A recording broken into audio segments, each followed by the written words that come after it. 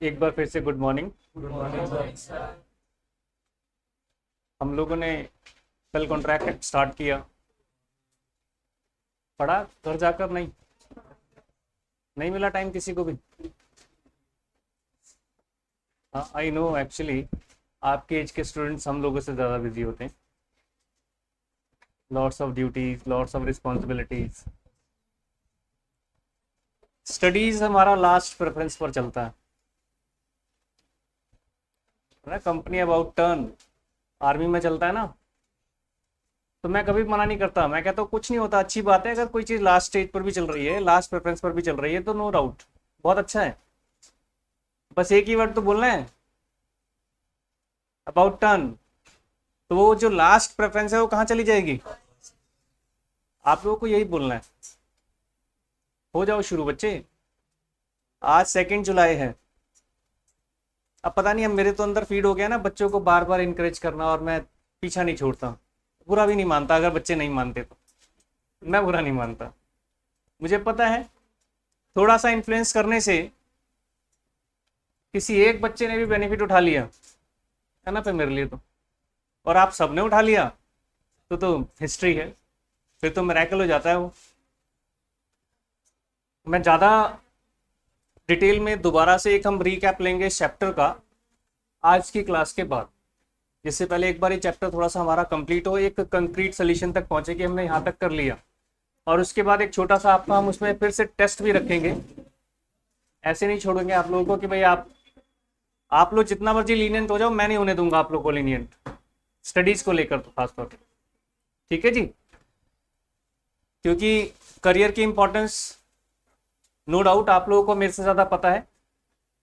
आजकल के बच्चे इंटरनेट, सोशल मीडिया, इससे इतना ज़्यादा अवेयर हैं कि पूछिए मत। हम लोगों के पास तो इतना टाइम ही नहीं ना कि उनसे हम अवेयर हो सकें, तो आप लोग हमसे ज़्यादा नॉलेज रखते हैं। बस ये कि हमारी नॉलेज अब एक पर्टिकुलर प्रोफेशनलिज्म पर चली गई कि हम उसी को फॉलो करते हैं। आप तो टास्क में चलते हो, मल्टीपल टास्क, बताओ क्या पूछना है। आप तो हमसे ज़्यादा इंटेलिजेंट होते हैं। अब उस इंटेलेक्चुअलनेस को आपने अपनी स्टडी पर लाना है, अपने करियर पर फोकस करना है। हम लोगों ने कल essential elements of valid contract पढ़े थे। हमने कहा था as per law, as per act, हम लोगों के पास 6 एसेंशियल वैलिड पॉइंट्स थे, और उसके अलावा हमने कहा था 5 कुछ ऐसे थे जो जरूरत के हिसाब से अपने आप क्रिएट हो गए, और वो इतने इंपॉर्टेंट बन गए कि उनमें से किसी की लैकिंग भी कॉन्ट्रैक्ट को लूज कर जाती है। ऐसा नहीं है कि वो 6 सर हमने वो 6 पढ़े हैं एसेंशियल एलिमेंट्स, तो एक्ट में वही 6 लिखे, हम तो उन्हीं 6 को फॉलो करेंगे। No, nobody can do that. आप लोगों को वो 6 के साथ वो 5 भी फॉलो करने, उसमें से भी कोई एक मिसिंग तो हम लोग एसेंशियल एलिमेंट्स का एक मेन कंटेंट मिस कर जाएंगे, और फिर वो कॉन्ट्रैक्ट जो हमारा नहीं बन पाएगा। हम लोगों ने सारे पॉइंट्स एक बार डिस्कस कर लिए थे। एग्रीमेंट, फ्री कंसेंट, कॉम्पिटेंसी, इनमें किसी में कोई हल्का सा डाउट है तो पूछ सकते हैं कि क्या है, किसी को अगर मिस हो रहा हो तो। जो बच्चे लास्ट क्लास में कल ज्वाइन किया था वो 3, which one? Not expressly declared void. Actually बेटे ये जानबूझकर एक ऐसा स्टेटमेंट लिखा गया है कि जब हम इस पर आएंगे तभी समझ आएगा। एक्चुअली क्या हुआ, जब लॉ डिफाइन हुआ तो लॉ के अंदर, कॉन्ट्रैक्ट एक्ट के अंदर कुछ एक्टिविटीज मार्क कर दी गई कि ये वॉइड है, वो यहां पर मार्क्ड है, वो अंडर सेक्शन 24 to 30 और 8 + 56 वहां पर वो मार्क्ड है कि ये वाली। अब अभी एकदम से हम जंप करके वहां नहीं पहुंच सकते, है ना, धीरे धीरे जाएंगे। अब क्योंकि बताना जरूरी है, अगर ये अभी नहीं बताऊंगा तो वो एसेंशियल एलिमेंट्स मिस हो जाएगा, तो इसलिए आपको अभी ये बताया जा रहा है कि ये कुछ एक्टिविटीज, कुछ ऐसी पॉइंट्स हैं जो वहां पर मेंशन्ड है और वो डिक्लेयर्ड वर्ड है, उसमें से एक आध आएगा भी, फिगर आउट करेंगे उसे, लेकिन अभी हम इनको सिर्फ इतना ही मार्क करके चलेंगे, जैसे ही वो आएगा। मैंने बताया ना ये सारे चैप्टर्स हैं अपने आप में और बड़ी डीपली डिस्कस होगा एक एक पॉइंट। अभी एकदम से जंप करूंगा तो वहां पहुंच के तो बड़ा सिस्टम खराब हो जाएगा, हम उसी को फॉलो कर रहे हैं, ठीक है। तो अभी सिर्फ आपको इतना याद रखना है, नो डाउट पूरा इसको डिस्कस करेंगे। बाकी हमारा two parties, intention, fulfilment of legal formalities, certainty meaning और ये सब चीजें हो गई थी, पॉसिबिलिटी ऑफ परफॉर्मेंस, ठीक है। हम लोगों ने इनके जो डिटेल्ड छोटे छोटे एक एक पैराग्राफ इन लोगों ने जो मेंशन किया है हमारे बुक ने, वो हम लोगों ने नहीं देखा था, एक बार देख लें उसे, क्योंकि ये मिस है, इसमें से कुछ कुछ चीजें हमारी बहुत इंपॉर्टेंट आएंगी। सबसे पहले टू पार्टीज में तो कोई मेंशन करने की जरूरत नहीं, क्योंकि हमें तो पता है, पहले ही पता चल गया, एक हमारा ऑफरर होता है और एक ऑफरी होता है ना। कोई प्रपोज करेगा, कोई एक्सेप्ट करेगा, तो दो पार्टी होनी जरूरी है, ये हम पहले ही पढ़ चुके हैं कि कोई भी एक पर्सन अपने आप से अपने आप को प्रपोज नहीं कर सकता, उसके लिए सेकंड पार्टी होनी बहुत जरूरी है ना। क्या हुआ, हंसे क्यों? एसी चल रहा है, नहीं चल रहा? नहीं चल रहा ना, चलाने एसी नहीं चलाए, गर्मी लग रही है। एसी का रिमोट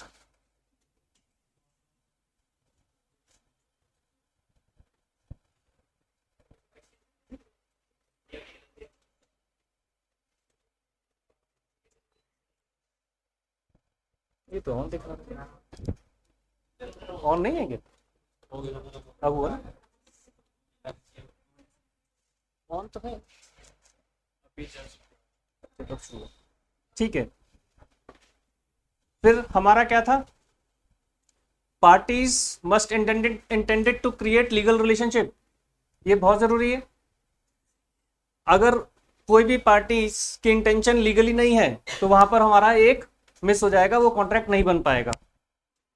देखो इसमें क्वेश्चन, इसमें कुछ एग्जांपल्स दिए, जरा एक बार पढ़ लीजिए, दिखाई दे रहा है सबको वहां पर। A husband agree to pay his wife certain amount as maintenance every month while he was abroad. Husband failed to pay the promised amount. Wife sued him for the recovery of the amount. Here in case, wife could not recover as it is a social agreement and the parties did not intended to create legal relationship. अब यहां पर एक बहुत important चीज miss है, वो ये कि क्या ये जो अमाउंट ट्रांसफर करने का उसने प्रॉमिस किया था, क्या ये उसकी जरूरतें थी? ये मेंशन नहीं है इसमें। उसने सिर्फ ये बोला कि मैं आपको एक अमाउंट ट्रांसफर करूंगा अब्रॉड से, तो अमाउंट ट्रांसफर करना तो ठीक है। अब आ गई बात मेंटेनेंस की। देखो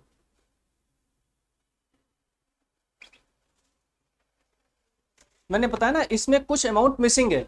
अमाउंट मिसिंग क्या है कि मेंटेनेंस तो लिख दिया, लेकिन यहां पर ये कुछ एक चीजें ऐसी हैं कि जैसे वाइफ का क्यों जरूरी है मेंटेनेंस पाना, ये भी एक इंपॉर्टेंट पॉइंट होता है। अभी इन्होंने क्या हुआ, जैसे कई बार कुछ एग्जाम्पल्स इन्होंने बना लिए छोटे से, यहां पर आपको बताना चाह रहा है क्योंकि एक सोशल एग्रीमेंट था, ये सोशल एग्रीमेंट था, इस सोशल एग्रीमेंट की वजह से इनके बीच में लीगल फाउंडेशंस क्रिएट नहीं हुई, वो कह रहा है। And parties did not intended to create any legal relations. यहां पर उनकी इंटेंशन जो दिखा रहा है वो लीगल रिलेशंस को बता रहा है। उसने कहा कि मैं एग्रीड हूं आपको मेंटेनेंस देने के लिए, मेरी यहां पर कोई लीगल रिलेशनशिप नहीं है। लीगल रिलेशनशिप वहां क्रिएट हो जाती है कि हम लोग बॉन्ड साइन करते हैं। ये सिर्फ उसने कहा क्योंकि आप मेरी वाइफ हैं, मेरी आपके साथ एक रिलेशनशिप है तो मैं आपको दूंगा। यहां पर इंटेंशन की बात नहीं आ रही। हाँ अगर कोर्ट जाएंगे वो, तो कोर्ट में फिर वो हो जाएगा प्रूफ कि हाँ भाई ये आपको देना जरूरी है। अभी फिलहाल बात हो रही है सिर्फ इंटेंशन की। यहां पर उनकी इंटेंशन लीगलिटी को क्रिएट करने की जरूरत नहीं है। अगर वाइफ ने सू कर दिया और वो जाएगी कि भाई मेरे को मेंटेनेंस मिलना जरूरी है, तब वहां पर तो एक अलग केस हो जाएगा। लेकिन यहां पर सिर्फ इंटेंशन की बात बता रहा है कि इंटेंशन नहीं है उनकी लीगलिटी को लेकर। ठीक है जी। सेकंड में क्या कह रहा है,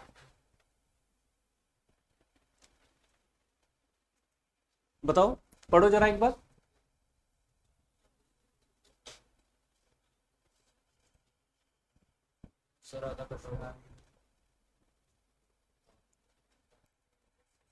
बेटे ने सीए कंप्लीट कर ली तो क्या मिलेगा? 5 लाख रुपए। क्या यहां पर भी कोई इंटेंशन है लीगल क्रिएट करने की? बूस्ट करने की इंटेंशन तो नजर आ रही है, इंकरेज करने की इंटेंशन नजर आ रही है, लीगलिटी की नजर नहीं आ रही। हाँ हाँ, तो बेटा जो है सू नहीं कर सकता यहाँ पर। वही दोनों एग्जाम्पल में इंटेंशन पर फोकस किया जा रहा है। नो डाउट मेंटेनेंस मांग रहे हैं उसमें, यहाँ पर वो कह रहे हैं कि हाँ भाई मैं आपको, आप सीए क्लियर कर लो, मैं आपको 5 लाख रुपए दूंगा। थर्ड में देखो क्या कह रहा है,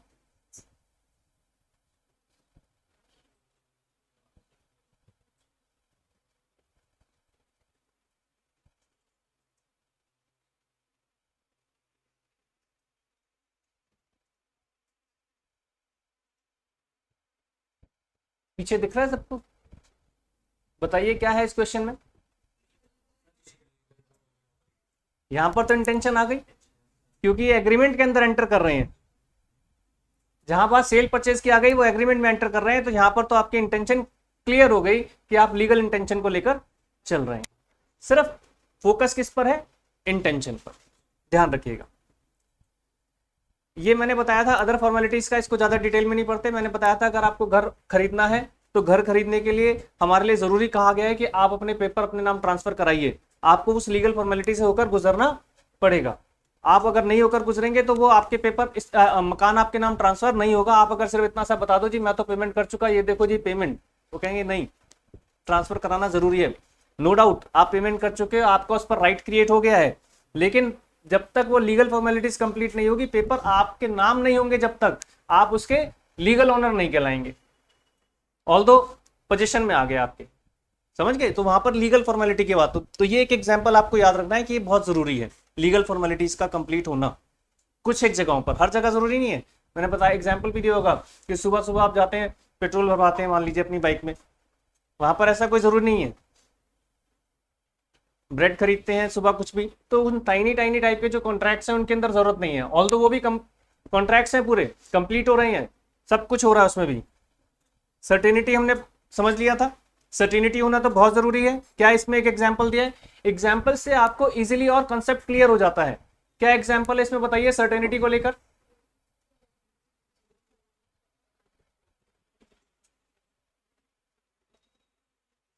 मैंने यहां बैठे बैठे आपको प्रॉमिस कर दिया कि मैं आपको 100 टन ऑफ ऑयल दूंगा। कहां से दे दूंगा ऑयल? 100 टन, वो भी 100 टन, समझ रहे हैं? एक टन में कितना होता है? 1000 kg, तो 100 टन में कितना हो गया? कहां से लाऊंगा? इतना तो पेट्रोल पंप वाले के पास भी शायद नहीं होता होगा। तो सर्टेनिटी नहीं दिख रही इसमें, समझ रहे बात को? वो चीज कह रहा है यहां पर, ये मेंशन नहीं कह रहा कि इंडियन ऑयल कंपनी ने कॉन्ट्रैक्ट किया, ये नहीं कह रहा है। ये एक जनरल हम लोग बात कर रहे हैं, क्या हम लोग ऐसे कर सकते हैं? अगर कोई ऑयल कंपनी होती वो तो कर सकती है इस तरह के कॉन्ट्रैक्ट, क्योंकि वो तो दे सकती है इतना बड़ा, लेकिन मैं कहां से दे दूंगा? है ही नहीं, पॉसिबल ही नहीं है, सर्टिनिटी नहीं है इसमें। और दूसरा एक एग्जाम्पल और दे रखा है, पढ़े उससे भी। इंडेफिनेट वर्ड को मार्क कर लो जी, लिख लीजिए कहीं पर फटाफट, ये बहुत इंपॉर्टेंट है। सर्टेनिटी का मतलब क्या हो गया कि कोई भी कॉन्ट्रैक्ट एक इंडेफिनिट टर्म्स में नहीं चलना चाहिए, कि मैंने कहा कि मैंने आपका घर किराए पर ले लिया for indefinite period of times. No, time का डेफिनेट होना बहुत जरूरी है। अगर आप इंडेफिनिट पीरियड ऑफ टाइम्स के लिए कह रहे हैं कि लीज में करने जा रहा हूं, तो नॉट पॉसिबल, आपको मेंशन करना पड़ेगा। आपका वो टाइम खत्म हो जाता है तो आप दोबारा से उसे रिलीज कर लीजिए, लेकिन आप पहले से ही दिन पहले ही कॉन्ट्रैक्ट में ये नहीं लिख, एग्रीमेंट में ये नहीं लिख सकते कि हाँ जी ये इंडेफिनिट पीरियड ऑफ टाइम्स के लिए। तो इंडेफिनिट वर्ड मार्क कर लो, दिमाग में फिक्स करके रखना। जब हम कभी किसी एग्जाम्पल पर जाएंगे तो ये चीजें छोटी छोटी याद रखनी है। पॉसिबिलिटी ऑफ परफॉर्मेंस भी हमने देखा था कि वो तो बहुत जरूरी है, हमने बताया भी था एग्जाम्पल कि शिप डूब गया। अब शिप डूब गया तो मैं कहां से दूंगा आपको? उसकी पॉसिबिलिटी नहीं है।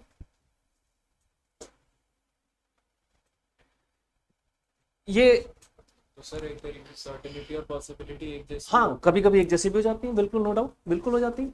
मैंने बताया ना, इसीलिए सारे बस उनको थोड़ा सा अलहदा इसलिए लिख दिया कि कभी कभी बच्चे फिर मिक्स हो जाते हैं कि सर्टेनिटी। अब सर्टेनिटी पता होनी चाहिए कि सर्टेनिटी क्या है, और यही पता होना चाहिए कि पॉसिबिलिटी ऑफ परफॉर्मेंस क्या है। वैसे तो दोनों अलग है, लेकिन कभी कभी नो डाउट एक हो सकती है। एक यही हो गया ना, जैसे सर ने बोला कि क्या कहते हैं कि इंडिविजुअल बोल रहा है कि पेट्रोल इतना इतना मैं दे दूंगा, पॉसिबिलिटी और पॉसिबल सर्टेनिटी नहीं, नहीं है। सर्टेन भी नहीं है। पॉसिबिलिटी जब आप पढ़ेंगे आपको एकदम से दिखना शुरू हो जाएगा, कुछ एग्जाम्पल ऐसे बनने शुरू हो जाएंगे। अभी केस स्टडीज भी कराएंगे आपको, सारे सारे एग्जाम्पल्स अभी मैं इसलिए पढ़वा रहा हूँ कि इनको पढ़ते जाएं, आगे बढ़ते जाएं। क्योंकि आप अगर ये मेहनत कर चुके होते ना घर पर, तो ये करते नहीं इतनी मेहनत। सबको मेहनत करनी है बच्चे, थोड़ा थोड़ा पढ़कर आना जरूरी है। जो हम पढ़ेंगे वो पढ़कर आना जरूरी है, बल्कि आपको तो 10-20% एक्स्ट्रा पढ़कर आना चाहिए मेरे से, कि इतना सर पढ़ा चुके हैं, आगे का 10% और पढ़कर जाएंगे। देखो बेटे, ऑफर एंड एक्सेप्टेंस हम पढ़ चुके हैं, इसमें तो कोई समझाने वाली बात नहीं है। लेकिन फ्री कंसेंट में बहुत जरूरी है। मैंने आपको कल बताया था, फ्री कंसेंट 2 वर्ड्स हैं, फ्री और कंसेंट। कंसेंट का मतलब है कि हम लोग एग्रीड हैं, 2 पार्टीज आपस में एग्रीड हैं, लेकिन अगर वो एग्रीड है तो उसके साथ उनका फ्री होना, उस कंसेंट का फ्री होना जरूरी है ना। इसमें इन्होंने दिया है, देखो लास्ट लाइन पढ़िए, नॉट कॉज्ड बाय कोशन। क्या होता है कोशन? धमकी, है ना। मैंने धमका दिया, वो किसी भी तरीके से धमका दूं मैं आपको, गन पॉइंट पर, किसी और पॉइंट पर। अनड्यू इन्फ्लुएंस, क्या होता है अनड्यू इन्फ्लुएंस? अनड्यू इन्फ्लुएंस होता है कि कोई भी बड़ा अफसर मेरे पास आया, एक एग्जाम्पल बता रहा हूं, हमेशा यही नहीं कि कोई बड़ा अफसर आया, उसने मुझे समझाया कि जानता है ना मेरे को, अब मैं कह रहा हूं सर जानता हूं, तो ये काम करना जरूरी है। अनड्यू इन्फ्लुएंस, मेरे ऊपर उसने एक अनड्यू इन्फ्लुएंस लगाया।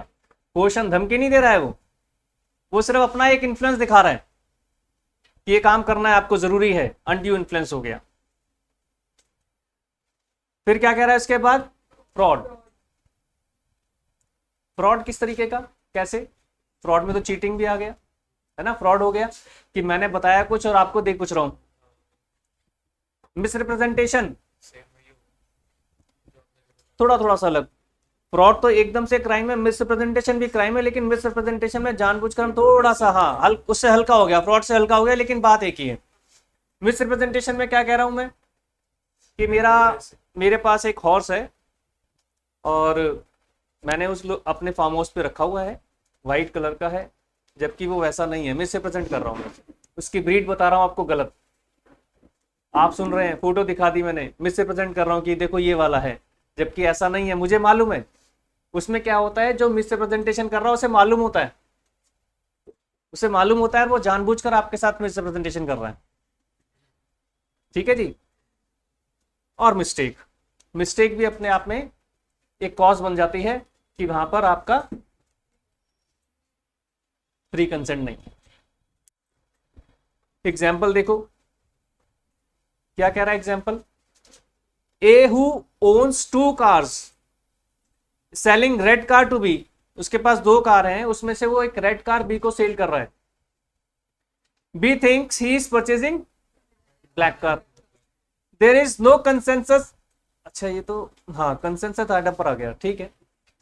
कंसेंट पर ही आया, अभी फ्री वाले कंसेप्ट पर नहीं आया। मैं सोच रहा था कि फ्री में बताएगा, ये फ्री में नहीं है, ये कंसेंट पर आ रहा है। देखो मैंने बताया ना 2 अलग अलग है, मैं चाहता फ्री वाला पहले बताए, इसने आ गया ये सिर्फ कंसेंट पर। क्या हुआ?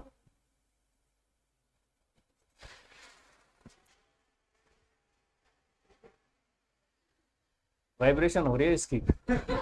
अब समझा क्या कहने जा रहे हो, बता दिया करो पूरी बात। थोड़ा सा डोर बंद कर लो। हाँ, इससे ज्यादा नहीं हो गए, इससे ज्यादा नहीं हो गए। देखो बेटा, मैंने बताया था जब हमारे कॉन्स्टिट्यूशन को बनाया जा रहा था, तो उस वक्त जैसे आप लोग लॉ कर रहे हैं तो एक बुक नहीं कई बुक्स पढ़ेंगे, कई ऑथर्स पढ़ेंगे। जैसे ही कॉन्स्टिट्यूशन की बात आई, तो कॉन्स्टिट्यूशन जब बनाया जा रहा था तो उसमें भी कोशिश की गई कि कई कंट्रीज का कॉन्स्टिट्यूशन पढ़ा जाए पहले, है ना। हमारे पास तो था ही नहीं कुछ भी। देश विदेश घूमकर अंबेडकर साहब ने उन कंट्रीज के कॉन्स्टिट्यूशंस पढ़े। तो ये जो कुछ वर्ड्स आपको मिलेंगे, ये दूसरी कंट्रीज के बोरो किए हुए वर्ड्स हैं। हमने बाद में उनको एक्सप्लेन अपने सिंपल लैंग्वेज में कर लिया, लेकिन एक लैटिन वर्ड का है जो आपका कंसेंसस एड आइडम, लिख लीजिए जरा अपने रजिस्टर में, जितनी बार लिखेंगे क्लियर होगा। कंसेंसस एड आइटम दिख रहा है?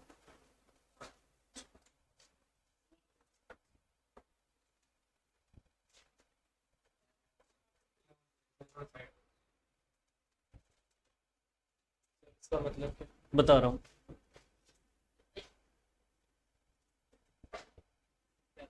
एग्जाम्पल 11 में इसने बोला है, यहां पर और देख लीजिए, कंसेंसस एड आइटम, ये कंसेंट है। इसका मीनिंग कि जब दो पार्टीज ए और बी एक कॉमन डिस्कशन पर हैं, एक कॉमन एग्रीमेंट पर हैं, और दोनों वो जानते हैं कि हम किस चीज को लेकर बातचीत कर रहे हैं और किस ट्रांजैक्शन को लेकर एग्रीमेंट कर रहे हैं, वहां पर कंसेंट मानी जाती है, सेम है। और लैटिन फ्रेज में उसको बोला गया consensus ad idem. Same meaning कि कंसेंटेड है, दोनों पार्टीज आपस में कंसेंटेड है। क्लियर नहीं हुआ? पहली बात तो कंसेंसस एड आइटम जो है वो हमारा लैटिन वर्ड है। इसका जो इंग्लिश मीनिंग है वो है कंसेंट, कि दो पार्टीज एक ही सेम मैटर को लेकर कंसेंटेड है, उनकी कंसेंट सेम है। कंसेंट मतलब होता है हम दोनों की रजामंदी, इंग्लिश में बोलते हैं, हिंदी में बोलते हैं रजामंदी। आप राजी हैं, समझ रहे हैं? कि अगर आपने कहा कि मुझे एक बाइक खरीदनी है, अब आप बाइक के शोरूम में गए, बाइक के शोरूम में आपने कहा जी मुझे बाइक खरीदनी है, उसने कहा खरीद लो, पेमेंट कर दो। क्या आपकी कंसेंट सेम है? यहां अभी तक कंसेंट सेम नहीं हुई, क्योंकि आप लोग स्पेसिफिक नहीं हुए आपको कौन सी बाइक खरीदनी है। हो सकता है आप ए बाइक खरीदने की बात कर रहे हैं और वो बी बाइक की बात कर रहा हो, तो आप जाकर बोलेंगे मुझे फला मॉडल की फला कलर की ये बाइक चाहिए, वो दिखाएगा आपको बकायदा पिक्चर में। अगर वो बाइक वहां पर मौजूद नहीं होगी तो आपको उसके फीचर्स बताएगा, और उसके बाद आप कहेंगे यस मुझे यही बाइक चाहिए। यानी आप दोनों की कंसेंट अब सेम हो गई। तो कंसेंट का मतलब एक सिमिलर ट्रांजैक्शन के लिए जिस पर आप एग्रीमेंट करने जा रहे हैं वो दोनों को क्लियर हो, दोनों पार्टीज को आपस में क्लियर हो, तब कंसेंट सेम मानी जाती है। और उसके साथ फ्री वाला वर्ड तो आ ही गया कि हमारा उसमें अनड्यू इन्फ्लुएंस ना हो, क्वेश्चन ना हो, मिसप्रेजेंटेशन ना हो, मिस्टेक ना। अब क्लियर? ये है कंसेंट। उसका लैटिन वर्ड है कंसेंसस एड आइटम। मैंने फिर कहा हमारी बात आती है कि हमें जरूरी नहीं कि इसको लिखने से मार्क्स ज्यादा मिले, लेकिन इसको लिखने से इंप्रेशन ज्यादा अच्छा पड़ेगा, ये फैक्ट। कब आएगा ये पॉइंट? जब हम कंसेंट की बात कर रहे हैं। अभी एक और आएगा ऐसा ही। तो क्या कह रहा है? यही पढ़ रहे थे हम। हाँ, कह रहा है A who owns 2 cars is selling red car to B. A तो कह रहा है मैं रेड कार बेचना चाह रहा हूं, B thinks he is purchasing the, तो क्या कंसेंट सेम है? कंसेंट सेम है। ठीक है जी। एग्जाम्पल 12 में देखो, A threaten to shoot B, यहां पर आ गया फ्री वाला वर्ड, मैं जो बता रहा था फ्री के लिए। ए ने थ्रेटन किया बी को कि I will shoot you, does not let him 2000 and B agree to it. अब बी ने बेचारे ने डर के मारे पैसे दे दिए। Here the agreement entered into the, कौन सा एग्रीमेंट कहलाएगा ये? क्या ये वैलिड है? ये वैलिड नहीं है, क्योंकि इसके अंदर क्वेश्चन आ गया, फ्री कंसेंट नहीं है। क्या मिसिंग है? फ्री कंसेंट मिसिंग है। सर ये वर्ड याद करने जरूरी है, फिर सीधा फ्री कंसेंट भी लिखना? फ्री कंसेंट लिख सकते, बिल्कुल लिख सकते। मैंने आपको बताया ना कि अगर आप बस कंसेंसस एड आइटम लिख देंगे तो उससे इंप्रेशन अच्छा पड़ेगा, और इसीलिए आपको भी कहा है कि रजिस्टर पे लिख लो। जब तक आप लिखोगे नहीं, एक दो बार क्लियर नहीं होगा। मुस्कुराने से बात नहीं बनेगी बाबू। लिखा है? नहीं लिखा ना? लिख लिया? ठीक है यार, गुस्सा मत हो भाई, मेरा फर्ज है पूछना, है ना? आगे ना राइट्स एंड ड्यूटीज, बार बार आएगा राइट्स एंड ड्यूटीज, मेरी ड्यूटी है पूछना यहाँ पर, है ना? अब आप अपनी ड्यूटी देखो कि कैसे पूरी करोगे। अब देखिए, जब बात आई कैपेसिटी की, कैपेसिटी में तो हमने एक जनरल एग्जाम्पल सबने पढ़ा हुआ है, 18 साल की एज। फिर मैंने कल एग्जाम्पल भी दिया था कि अगर कोई अनसाउंड माइंड है, इन्होंने एक थर्ड और लिखा है, not otherwise disqualified from contracting. आप लोगों ने बहुत पहले सिविक्स में कहीं पढ़ा है कि अगर दो कंट्रीज आपस में एनिमी कंट्री डिक्लेयर्ड हो गई, कब हो जाती है एनिमी कंट्री? जब वॉर डिक्लेयर हो जाता है ना। हम बार बार पाकिस्तान का नाम लेते हैं तो हम तो कहते हैं कि मत लिया करो, जरूरत थोड़ी है कि हमें सिर्फ पाकिस्तान से ही वॉर करनी है। वॉर तो किसी के भी बीच में हो सकती है, बेचारा रशिया लगा पड़ा यूक्रेन के पीछे भयंकर तरीके से, है ना। अब उन दोनों कंट्रीज में अगर वॉर डिक्लेयर हो गई, वॉर का डिक्लेयर होना भी जरूरी होता है। जब वॉर डिक्लेयर हो जाती है तो दोनों कंट्री एनिमी कंट्री कहलाती हैं। हम अपने इंडियन लॉ के हिसाब से करें तो अगर इंडिया की किसी के साथ वॉर स्टार्ट हो गई तो हम उस कंट्री को एनिमी कंट्री डिक्लेयर कर देंगे। और अगर कोई नागरिक, अगर कोई सिटीजन उस एनिमी कंट्री का है तो क्या उस ड्यूरेशन में यहां पर कोई कॉन्ट्रैक्ट कर सकता है? ये आपने पढ़ा होगा, फिर वो यहां कॉन्ट्रैक्ट नहीं कर सकता। ये उसका एग्जाम्पल है। अगर कोई कन्विक्ट है इंडिया के अंदर, कन्विक्ट का मतलब किसी ने मर्डर किया तो उसके ऊपर चार्ज लगा, कोर्ट से उसको सजा मिल गई। अगर कोर्ट से उसको सजा मिल गई तो क्या होगा?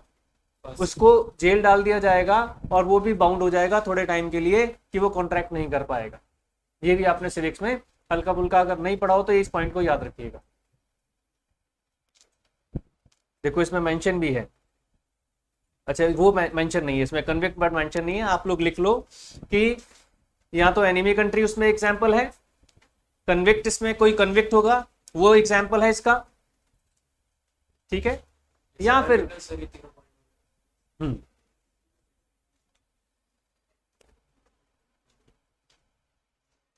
यानी जब बात कैपेसिटी ऑफ पार्टीज की आएगी तो आपका कॉम्पिटेंट होना बहुत जरूरी है। आप कॉम्पिटेंट कब हैं? अगर आप 18 साल से ऊपर हैं। दूसरी बात, आप साउंड माइंड है। साउंड माइंड कौन नहीं होता? साउंड माइंड, पहली बात। दूसरा, ड्रंक्ड होता है, कुछ और भी।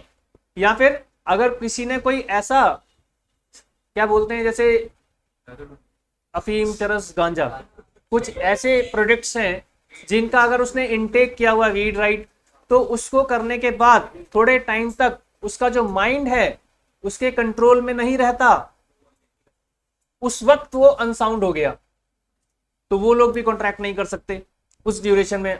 ऑल्दो वो पागल नहीं है लेकिन उस ड्यूरेशन में नहीं कर पाएगा, ठीक है ना जी। और फिर मैंने क्या कहा कि किसी लॉ के अंडर अगर कोई एक पर्सन डिस्क्वालिफाइड हो रखा है टू मेक कॉन्ट्रैक्ट, वो डिस्क्वालिफाइड होते हैं टू मेक कॉन्ट्रैक्ट, तो वो भी कॉन्ट्रैक्ट नहीं कर सकता। तो इसका मतलब हम लोगों का वहां से भी, तो ऐसी सिचुएशन में ये 3 सिचुएशन कंप्लीट होनी बहुत जरूरी है, तब जाकर आप क्या कहलाएंगे? कॉम्पिटेंट, ठीक है जी।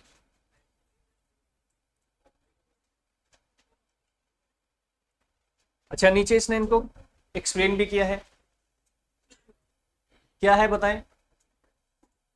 ए को लेकर बताओ, ए को लेकर क्या लिखा है? एज 18 साल। बी को लेकर क्या लिखा है? हाँ, इसके अंदर सब कुछ आ गया। देखो, ड्रंकन पर्सन भी आ गया, इन्फ्लुएंस ऑफ सम इंटॉक्सिकेंट्स आ गया कि अगर वो उसने कुछ भी इस तरह का पदार्थ पिया हुआ है, खाया हुआ है, नशा किया हुआ है, तो वो भी उस ड्यूरेशन में चला गया। सी क्या आ गया? देखो, हाँ, इसके अंदर मेंशन है सारा। एनिमी कंट्री अगर हमारी हो गई, फॉरेन सॉवरेन्स आ गए और कॉन्विक्ट्स आ गए।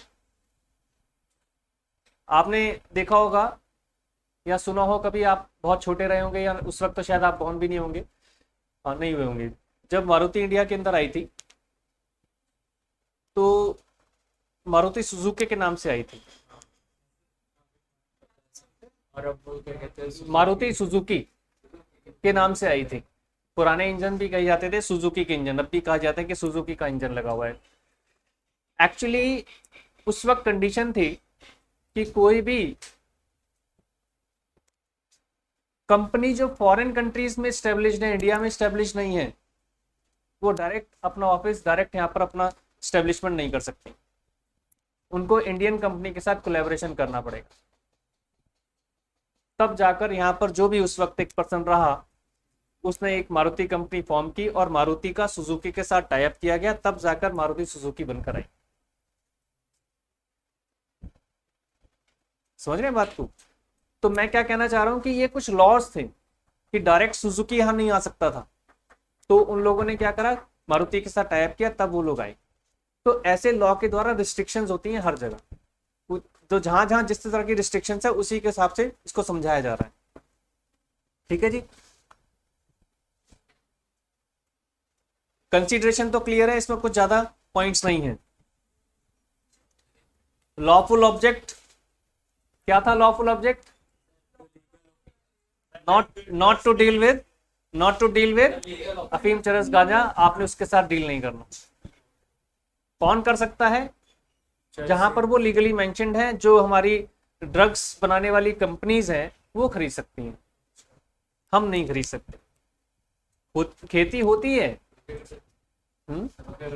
दवाई बनाते हैं, ये सारे प्रोडक्ट्स गलत नहीं है, इनका ज्यादा यूज करना गलत है हमारी बॉडी के लिए, लेकिन ड्रग्स जो बनती है, जो मेडिसिन बनती है, बहुत सारी मेडिसिन के अंदर ये यूज होते हैं बच्चे। तो लोग ऐसे तो सर पे क्या कहते हैं, वो दवाइयाँ खा के नशे कर लेंगे। नहीं, देखो, अगर बात उठी है तो जवाब भी होगा ना, क्वेश्चन दिमाग में आया तो। ये आपने अच्छा क्वेश्चन पूछा है। आप कभी सुने होंगे कि एक कफ सिरप आता था, उसमें चाय भर के देते थे लोग। देखा, पता है ना, इसका मतलब वही कह रहा हूँ कि उन्होंने आवाज उठाई है तो उसका जवाब जरूर होगा।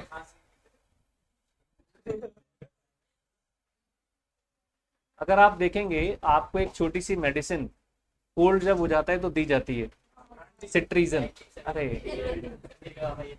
छोटी सी इतनी सी मेडिसिन है, अगर आपने ढंग से उसको होल्ड नहीं किया तो नीचे गिर जाएगी, ढूंढना मुश्किल हो जाएगा। इतनी छोटी सी होती है, इतनी छोटी सी, और आपको कहा जाता है, डॉक्टर आपको प्रिस्क्राइब करेगा कि बेटा अगर एग्जाम देने जा रहे हैं तो डोंट टेक इट,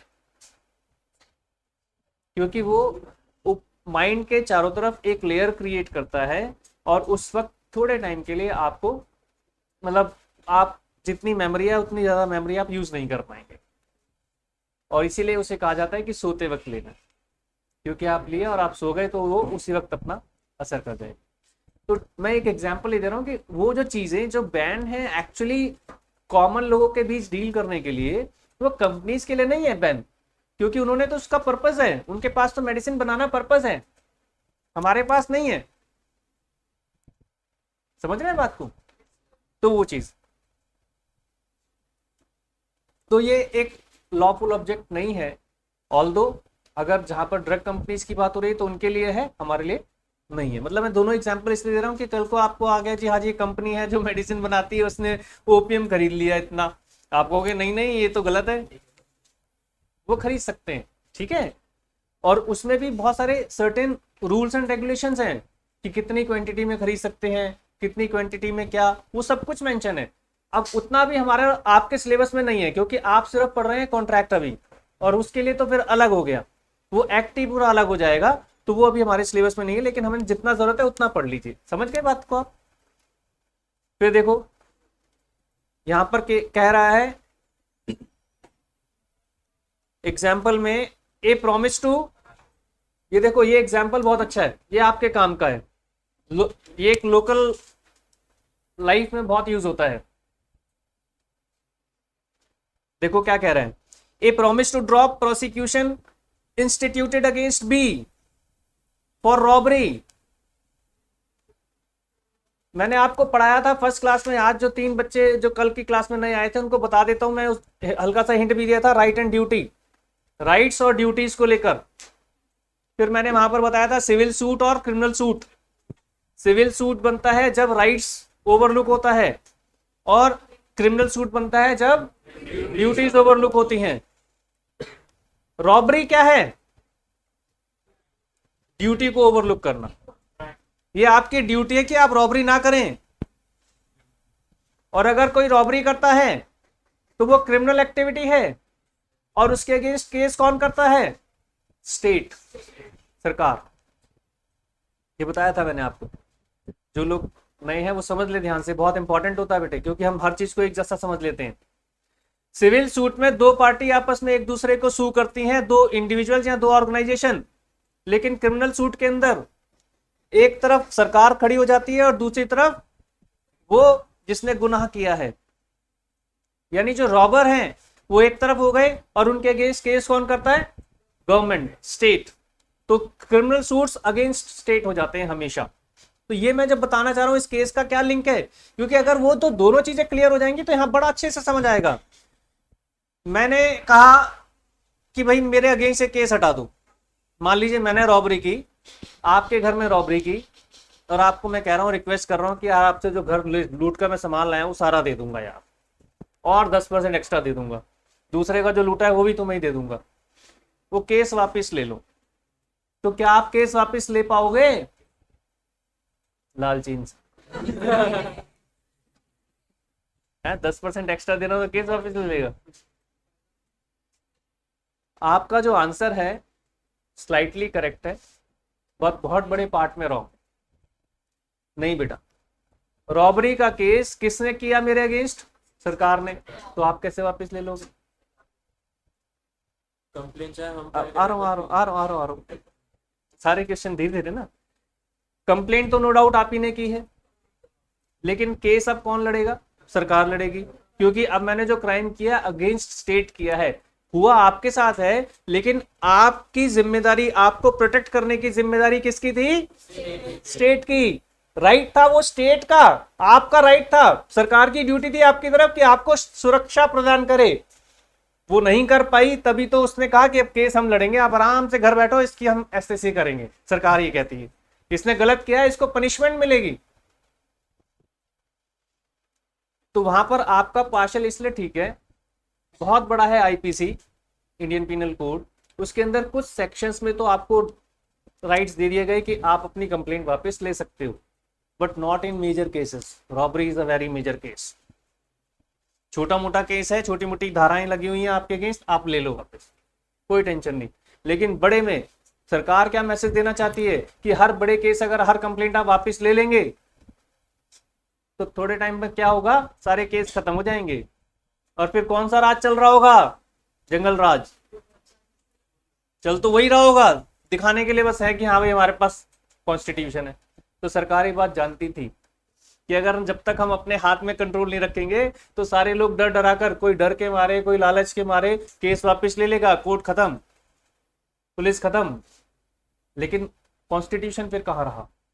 तो उन्होंने इस चीज को समझा कि हमें ऐसा नहीं होने देना। जो गलत करेगा, स्टेट के अगेंस्ट गलत करेगा, यानी सरकार के अगेंस्ट अगर गलत कर रहा है, सोसाइटी के अगेंस्ट गलत कर रहा है, उसको पनिशमेंट मिलना जरूरी है। तो एक स्टेटमेंट हमने बोली थी, जो जिस लायक है उसको वो चीज मिलेगी। जो रॉबर है, क्या वास्तव में वो उस लायक है कि उसको छोड़ दिया जाए? नहीं ना। कॉन्स्टिट्यूशन यहां से बना है, सब चीज उसी के हिसाब से तैयार की गई है। जो जिसको जो चीज मिलनी चाहिए वो चीज उसे मिलेगी। आपको एजुकेशन मिलनी चाहिए, आपको एजुकेशन मिलेगी, बशर्ते आप भी तो पढ़ने में इच्छुक हो। एजुकेशन आपके दिमाग में जबरदस्ती नहीं डाल सकते ना, वो चीजें। तो राइट्स एंड ड्यूटीज, अगर मेरा ड्यूटी है कि मैं आपको एजुकेशन दूं, तो आपका राइट है, लेकिन आप उसको एग्जीक्यूट भी तो करें। खैर ज्यादा डिटेल में उसमें नहीं जाते। तो इसमें मैं जो समझाना चाह रहा था कि रॉबर वाले मैटर में क्या कह रहा है, तो वो कहता है B promise to restore the value of the things taken. क्या ये एग्रीमेंट ठीक है? तो एग्रीमेंट के बारे में क्या लिखा है भाई साहब? सुन लो, आप कहते हैं 10% एक्स्ट्रा पे मैं वापस ले लूंगा कंप्लेंट, क्या लिखा है? वॉइड है ये, वॉइड है ये, नहीं ले सकते वापिस आप। सोसाइटी में मैसेज रॉन्ग चला जाएगा, लिखा है साफ साफ। सर वॉइड को किस तरीके से इन्वायरमेंट भी कह सकते हैं? हाँ बिल्कुल, अभी आगे उस पर भी डिस्कस करना है आज। The agreement is void because object is unlawful. जो आपको धमकाया जा रहा है, जो आपको लालच दिया जा रहा है, वो अनलॉफुल है।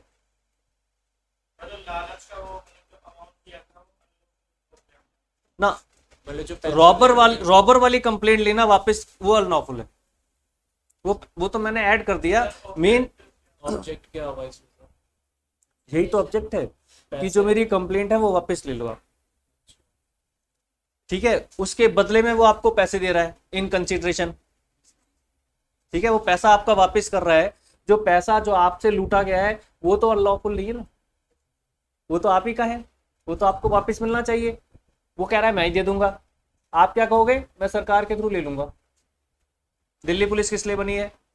दिल्ली पुलिस आपको पकड़ेगी, कंप्लेंट करेगी, सारा पैसा थाने में जमा होगा, माल खाना बोलते हैं उसे, वहां से मैं केस करूंगा, केस में सरकार आपके अगेंस्ट केस लड़ेगी और सरकार बताएगी कि हाँ ऐसा ऐसा हुआ, और फिर सरकार की हेल्प से मुझे मेरा पैसा वापस मिलेगा। मैंने क्या कहा, जो जिसका है जो वो उसका ही है, जो जिसका राइट जिस पर बनता है उसको वो चीज मिलेगी। आपके सामान पर तो आप ही का राइट बनता है ना बेटे। जब वो चोरी हो गया सामान, अब सरकार की ड्यूटी है कि वो सामान चोरी हुआ जो है आपका वापस लौटाए आपको। राइट्स एंड ड्यूटीज, इन चीजों को समझो बस। ठीक है जी। तो ऐसा नहीं है कि वही देगा पैसा वापस मेरा तभी मिलेगा ना, सरकार दिला देगी, हम श्योर है। मैंने फिर कहा क्रिटिसिज्म पर नहीं जाएंगे कि आप कहोगे सर कितने साल बाद मिलेगा, क्रिटिसिज्म पर नहीं जाएंगे, ड्यूटी है। पैसा उड़ गया तो सारा पैसा अब ये क्रिटिसिज्म पर आ गए अब आप। अच्छा, गवर्नमेंट किसका साथ देगी, ये क्रिटिसिज्म का मैटर हो गया। आप आ गए कि भाई उसने किसी को खरीद लिया, बहका लिया, उस चीज पर आ गए ना। अगर सब कुछ बिल्कुल ठीक ठाक चलेगी तो सरकार बेटा आप ही का साथ देगी, क्योंकि सरकार जब केस रॉबर्स के अगेंस्ट लड़ रही है बस उसको एविडेंसेस चाहिए, तो सरकार हमेशा आपके साथ है।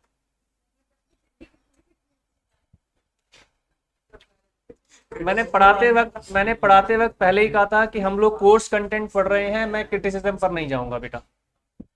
क्रिटिसिज्म तो बहुत हो सकता है, क्रिटिसिज्म की तो खैर डेफिनेशन ही नहीं है ना। जब क्रिटिसिज्म पर आए तो हम हर इंसान आपस में कुछ ना कुछ गलत कर रहे हैं ना। हम तो जब सड़क पर निकलते हैं तो हम देखते हैं कि हर किसी ने अपने घर के बाहर आधा आधा फुट चबूतरा निकाल रखा है।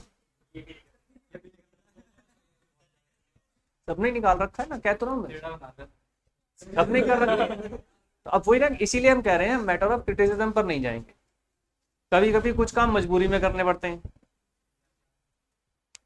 ठीक है, तो क्रिटिसिज्म पर नहीं जाएंगे। सरकार आपको आपका पैसा दिलाएगी, उसका अपना एक प्रोसेस है पूरा। और ऐसा नहीं है बेटे, आज की डेट में 100 में से 90 95 केसेस वास्तव में सॉल्व हो रहे हैं, वास्तव में सॉल्व हो रहे हैं, टाइम कंज्यूम हो रहा है, सिर्फ इतना है। और हमारी गवर्नमेंट का उस तरफ भी पूरा ध्यान है कि अब जो टाइम कंज्यूम ज्यादा लंबा हो रहा था वो ज्यादा लंबा ना हो, वो भी कम से कम हो, वो चीज भी अब चल रही है, उसके बिल्कुल टेंशन ना लो। और सर अगर जैसे पैसा जो है जो चोरी हुआ है वो या तो मिल नहीं रहा है या फिर वो क्या कहते हैं उड़ा दिया और तो फिर गवर्नमेंट पैसा देगी? नहीं बेटा, तब वो हाथ खड़े गवर्नमेंट उसी को कंपेल करेगी कि वो पैसा कहीं से भी ला कर दे। फिर चोरी हो गई तो फिर चोरी करके तो अभी कॉन्ट्रैक्ट पढ़ते हैं, आईपीसी बाद में पढ़ेंगे। यहाँ पर अब आप आईपीसी में चलते जा रहे हैं। खैर जी, अब कह रहा है A agrees to sell his house to B against 100 kgs of cocaine. मेरा घर ले लो और मुझे 100 किलो कोकेन दे दो, या उल्टा बोल दो कि आप अपना घर दे दीजिए, मैं आपको 100 किलो कोकेन दे दूंगा। घर वाला जो मैटर है वो तो ठीक है, वो लॉफुल है, लेकिन जो कोकेन वाला मैटर है वो अनलॉफुल है। तो कॉन्सिडरेशन यहां पर क्या हो गया, अनलॉफुल हो गया।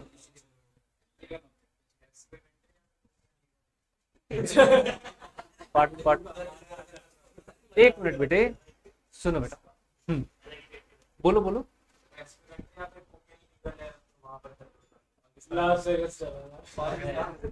नहीं, इंडिया में कोकेन नहीं है लीगल बेटा, हम इंडिया की बात कर रहे हैं ना, इंडिया में लीगल नहीं, इंडिया में लीगल है, लीगल नहीं है, क्या इंडिया में लीगल नहीं है। देखो बेटा, दो चीजें है ना, एक लॉफुल ऑब्जेक्ट और एक लॉफुल कंसिडरेशन। एक आपकी तरफ ऑब्जेक्ट है तो मेरी तरफ कंसिडरेशन है, या वाइस वर्सा कह लो। तभी तो मैंने अभी क्या कहा आपको, घर जो है लॉफुल है लेकिन कोकेन जो है अनलॉफुल है। अब अगर मैं आपको इन रिटर्न दे रहा हूं तो मेरी तरफ से वो कंसिडरेशन जा रहा है। अब मैं उल्टा कर दूं कि यार मेरे को 100 किलो कोकेन खरीदना है, तो वो ऑब्जेक्ट बन गया ना।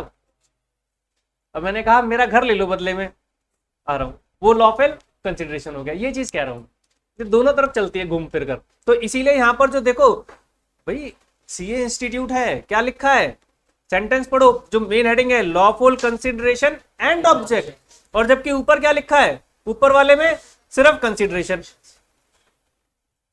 यानी सीए इंस्टीट्यूट ने आपको अच्छे से डिफाइन किया है कि भैया यहां पर ध्यान रखो, लॉफुल कंसिडरेशन एंड ऑब्जेक्ट ये इंटरचेंज हो सकते हैं। मेरी तरफ से कंसिडरेशन था, ओपीएम जो था, लेकिन हो सकता है वो रिवर्स हो जाए तो वो ऑब्जेक्ट बन जाएगा। खरीदने जाएंगे ना, अगर कोई कहता है जी मेरे पास 10,000 रुपए, चलो खरीदने चलते हैं अफीम, अब हम ऑब्जेक्ट हमारा क्या है, अफीम, तो वो क्या हो गया, अनलॉफुल। अब समझ आना शुरू हो रहा है। ऐसे आपस में शेयर करो, मेरे साथ शेयर करो, आपस में भी शेयर करो, मजा आएगा, आप देखना बहुत इंटरेस्टिंग बन जाएगा।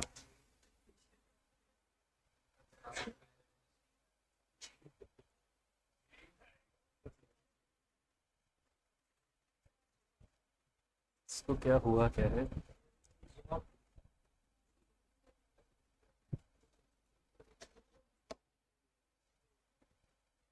लाइट का भी प्रेशर आ रहा है। हाँ जी, अब थोड़ा सा आज इंपॉर्टेंट टॉपिक पर आते हैं। लिखो जी जरा रजिस्टर पे, अब रजिस्टर से आज शुरू हो जाओ, थोड़ा थोड़ा लिखेंगे, ये तब तक क्लियर होगा, क्योंकि बहुत कुछ हम अगर ओरली पढ़ते जाएंगे तो पता चला कि घर जाके वो वॉश हो जाएगा। नहीं नहीं, फ्लो चार्ट बनाने की जरूरत नहीं है, फ्लो चार्ट तो बना हुआ है, मैं आपको इसको एक्सप्लेन करूंगा। आज हम पढ़ने जा रहे हैं types of contract, the important one.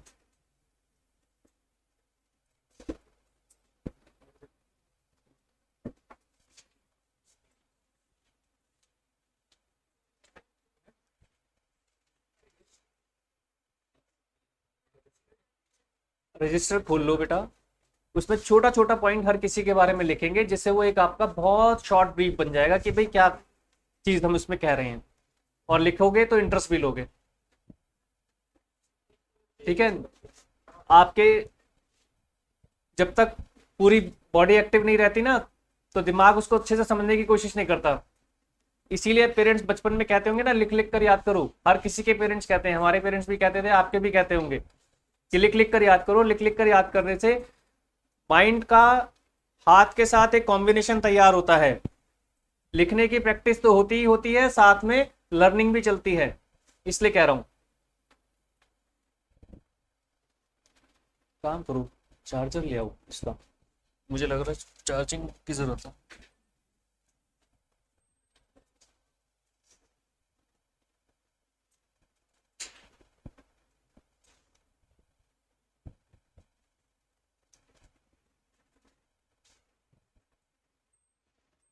इतने कॉन्ट्रैक्ट स्पेशली मेंशन भी करते हैं क्या नाम?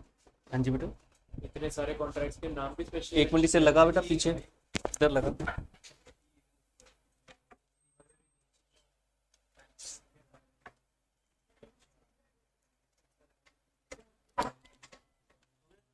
एक मिनट, चार्जिंग का ही था, थैंक यू।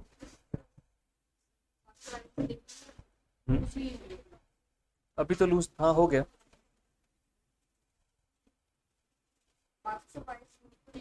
नहीं,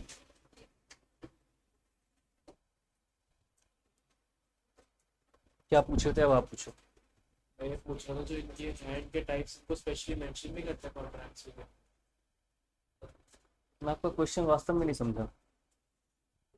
जैसे इसमें टाइप्स ऑफ कॉन्ट्रैक्ट्स हैं, ऑन द बेसिस ऑफ, जैसे वैलिडिटी एनफोर्सेबिलिटी में वैलिड कॉन्ट्रैक्ट, वॉइड कॉन्ट्रैक्ट, तो ये मतलब इनको कुछ क्या कहते हैं वहाँ पे मेंशन भी होता है स्पेशली कॉन्ट्रैक्ट्स में, इनके में इंफॉर्मेशन मतलब गिवन होती है जब हम कॉन्ट्रैक्ट कर रहे होते हैं, आप ये कहना चाह रहे हो कि हम हाँ। प्रैक्टिकली कॉन्ट्रैक्ट करने जा रहे हैं, हाँ। और उस वक्त क्या मेंशन होता है। हाँ।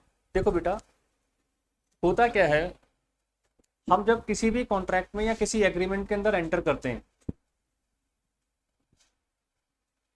नॉर्मल पर्सन्स को नहीं पता होता इन सब चीजों के बारे में।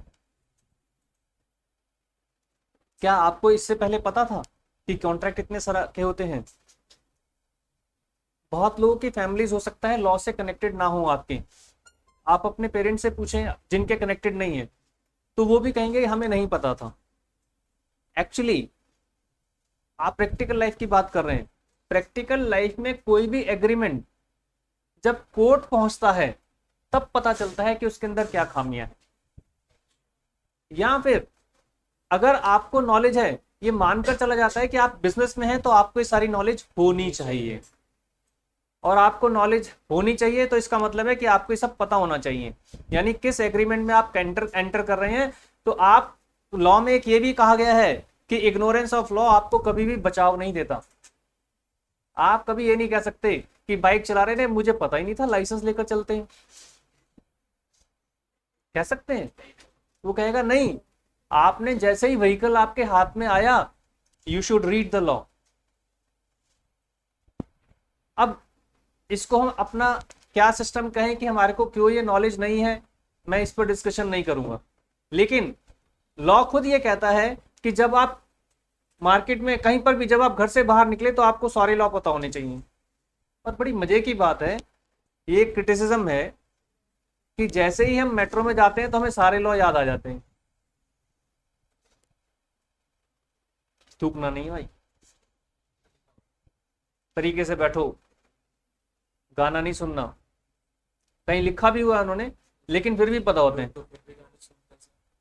वो आप कंप्लेन करो, उसको उतार दिया जाएगा तुरंत। ये सच्चाई है।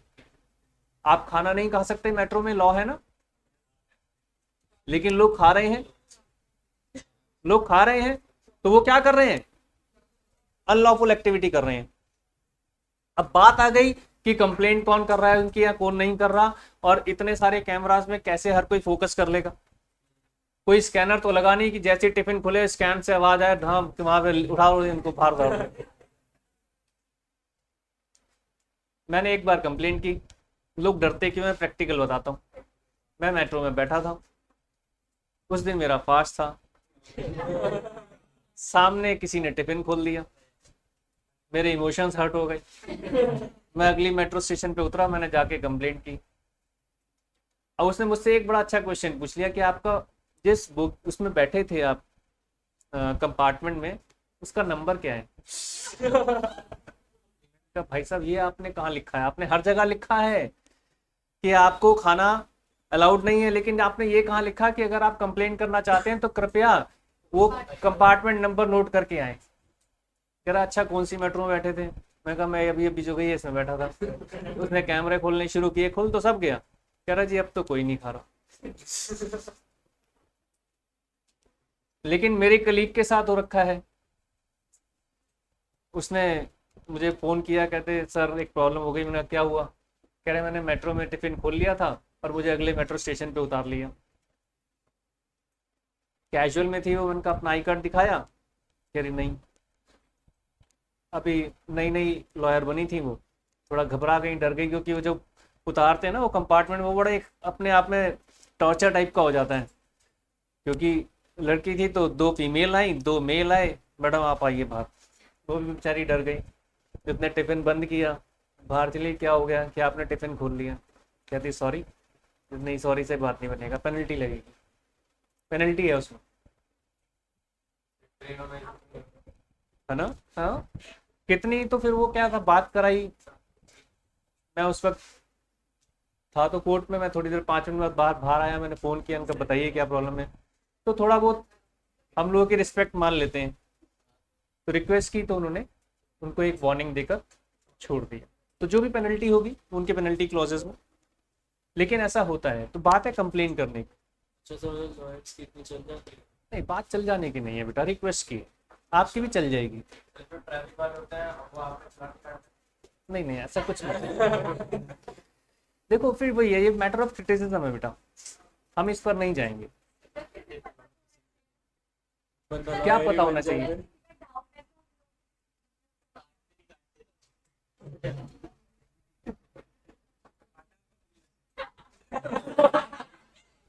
आउट ऑफ सिलेबस के क्वेश्चन क्लास के बाद पूछना। ये जो मैटर आप पूछ रहे हैं आउट ऑफ सिलेबस हो गया, बताऊंगा जरूर। ठीक है।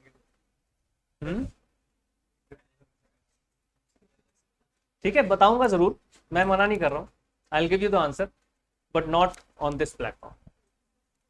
Got my point? देखो बेटा, अब हम जो डिस्कस करने जा रहे हैं बहुत इंपॉर्टेंट है। जैसे इन्होंने बड़ा अच्छा क्वेश्चन पूछा कि क्या हम जब एग्रीमेंट करने जा रहे होते हैं तो क्या उस एग्रीमेंट में मेंशन होता है कि ये वॉइड है, ये वॉइडेबल है, ये है, ये है? कहीं मेंशन नहीं होता बेटा। एग्रीमेंट बनता है एक बॉन्ड पेपर पर 10 रुपए का, 100 रुपए का, 500 रुपए का, 1000 रुपए का, जो भी आपकी इच्छा है ना। बॉन्ड पेपर समझते हैं आप? एक लीगल पेपर हमने खरीद लिया, 10,000 स्टैम्प पेपर बोलते हैं। 10 रुपए वाला 1000 वाले कॉन्ट्रैक्ट में तो फर्क होता है। बिल्कुल फर्क होता है, ये डिपेंड करता है कि आप किस तरह के एग्रीमेंट को करने जा रहे हैं। करोड़ों रुपए का एग्रीमेंट 10 रुपए पर नहीं बनेगा और 10 रुपए का एग्रीमेंट 1 लाख रुपए वाले पर नहीं बनेगा। डिपेंड करता है। उसकी भी अब अपनी उन्होंने एक सिस्टम बनाया हुआ है, क्योंकि इसे हम स्टैम्प पेपर बोलते हैं कि स्टैम्प पेपर आप कितना खरीदना चाहते हैं। जो घर खरीदने जाते हैं, बेचने जाते हैं, तो उस केस में तो फिक्स्ड है सरकार की तरफ से कि इतना % आपको स्टैम्प ड्यूटी देनी पड़ेगी, तो उसमें तो उतना ही है। नहीं, 2.5 लाख नहीं है बेटा, परसेंटेज है, परसेंटेज 4%, 5%, 6%, 7%, वो जैसे जैसे अकॉर्डिंगली। अगर फीमेल खरीद रही है तो थोड़ा सा कम है, अगर जॉइंट खरीदते हैं तो थोड़ा सा उससे ज़्यादा, और अगर मेल खरीदते हैं तो थोड़ा सा और ज़्यादा। तो उसमें उन्होंने थोड़े से प्रिविलेजेस दिए हुए हैं। ऐसा नहीं है कि प्रिविलेजेस में कुछ जेंडरिज्म उन्होंने किया है, जेंडरिज्म नहीं है बेटा। पुराने टाइम में हमारे इंडिया के अंदर ये रहा था कि फीमेल्स थोड़ा सा इन चीज़ों से अवॉइड करती थी, तो उनको इनकरेज किया गया है कि आप आए बाहर और इस तरह की डील्स खुद भी करें। ये होता है ना। उसके पीछे कोई जेंडरिज्म नहीं है, उसके पीछे एक इंस्पिरेशन उनको दी जाती है, उनको एक इंकरेजमेंट दी जाती है, और कोई बात नहीं है। समझ रहे हैं बात को? उसको कभी अदरवाइज मत लीजिए, कभी कभी लेते हैं हम लोग अदरवाइज, लेकिन ऐसा नहीं। खैर, तो जब हम बात कर रहे हैं टाइप्स ऑफ कॉन्ट्रैक्ट की, तो उन्होंने कहा कि जो कॉन्ट्रैक्ट के जो टाइप्स हैं हम 3 पार्ट्स में डिवाइड कर रहे हैं। पहला टाइप वो कह रहा है क्या, लिख रहा है, वैलिडिटी पर, कि कब वैलिड है कब नहीं, किस तरीके की वैलिडिटी को पर हम जाएंगे, फोकस करेंगे। उसने पूरा कहा है। अगर मैं आपको सिर्फ एक सबसे सिंपल होता है क्या, वैलिड कॉन्ट्रैक्ट। अगर हम वैलिडिटी पर जा रहे हैं, वैलिड कॉन्ट्रैक्ट कौन सा है, लिखो जरा वैलिड कॉन्ट्रैक्ट फटाफट। वैलिड कॉन्ट्रैक्ट बहुत छोटा सा, क्या थी डेफिनेशन वैलिड कॉन्ट्रैक्ट की बच्चों? An agreement enforceable by law, every agreement enforceable by law, enforceable by law, क्या है? Valid contract.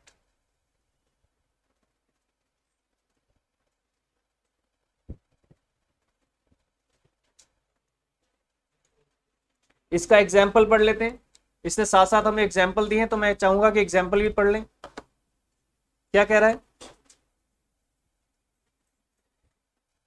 A asked B,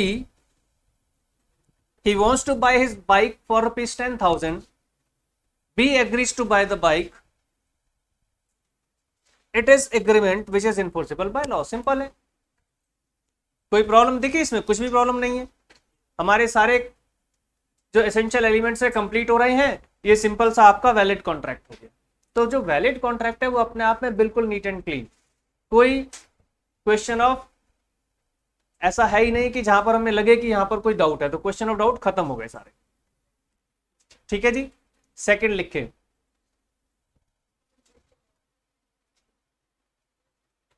contract कौन से सेक्शन में था? 2H, very good. अब इसने सेकंड नंबर पे वॉइड ले लिया, हालांकि हम वॉइडेबल भी ले सकते थे, उसने नीचे ले लिया है। तो वॉइड कौन सा था? 2J, बिल्कुल ठीक। वॉइड क्या है, ये डेफिनेशन आपने जरूर लिखनी है बेटा। कह रहा है, पहले समझ ले लेमैन स्टाइल में।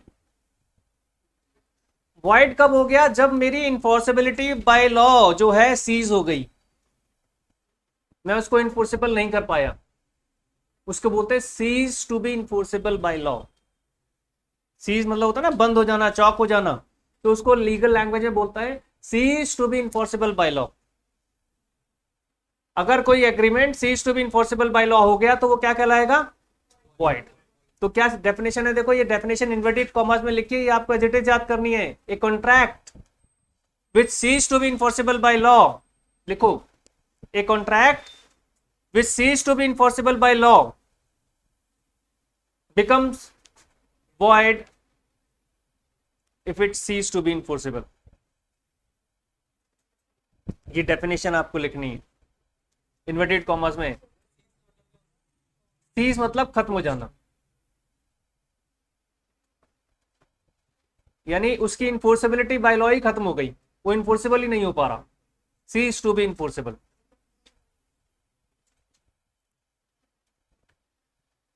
वो कहना चाह रहा है कि अगर एक एग्रीमेंट जैसे ही इन्फोर्सेबल बाय लॉ हुआ तो वो कॉन्ट्रैक्ट बन गया, लेकिन एक एग्रीमेंट जब इन्फोर्सेबल बाय लॉ होना चाहिए था उस वक्त वो इन्फोर्सेबल नहीं हो पाया, तो वो क्या बन गया, वॉइड। सिर्फ इतने से कि वो इन्फोर्सेबल नहीं हो पाया, वो सीज टू बी इन्फोर्सेबल कहलाया, जैसे ही वो वॉइड बन गया। देखो क्या एग्जांपल दे रहा है, आपको एकदम से क्लियर होगा।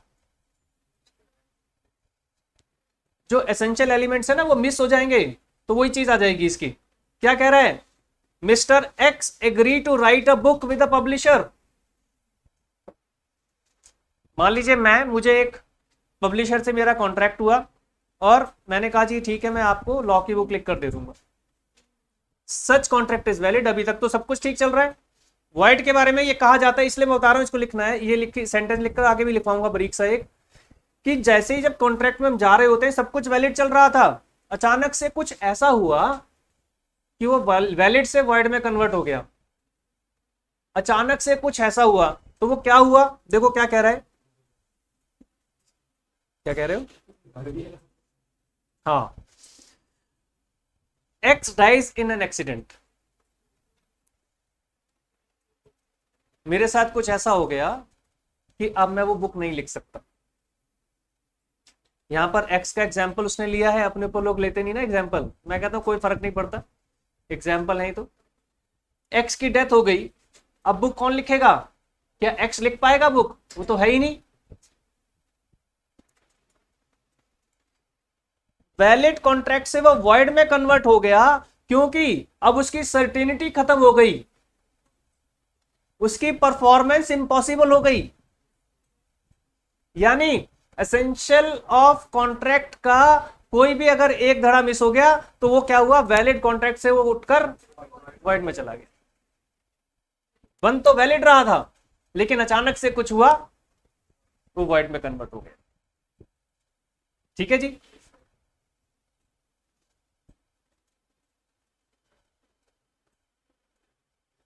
तो इसके नीचे लिखो ये वाली line, a valid contract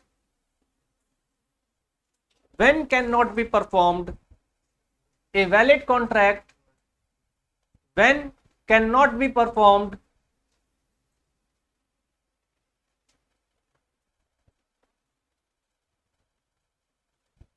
because of some uncalled happening, because of some uncalled happening it becomes void।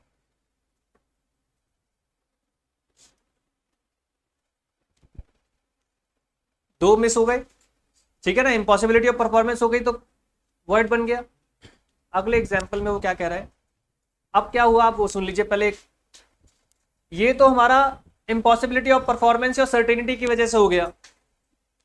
कभी कभी गवर्नमेंट कुछ लॉ चेंज कर देती है, कभी कभी गवर्नमेंट लॉ चेंज कर देती है। जैसे अब आ रहा है कि डीजल की कार की लाइफ 10 साल, दिल्ली के अंदर, दिल्ली के अंदर, एनसीआर के अंदर भी वही 10 साल, बाकी अलग जगहों पर उसकी लाइफ 15 साल। पता है आपको ये बात, अगर नहीं पता तो समझ लीजिए, जिसको भी नहीं पता, मैं किसी को वो नहीं कर रहा टारगेट, कि दिल्ली के अंदर डीजल की जितनी भी इंजन कार हैं, डीजल इंजन की कार्स हैं, व्हीकल्स हैं, उनकी लाइफ बच्चों 10 साल हो गई है, काफी पहले से 10 साल है। मेरे पास एक थार है, जब मैंने वो खरीदी थी, सुन लो बेटा, हंसी की बात नहीं है, जब मैंने वो खरीदी थी 2015 में, सुन लो, जब मैंने वो 2015 में खरीदी थी डीजल की कार, उसकी लाइफ 15 साल थी। यानी कब तक वैलिड थी वो?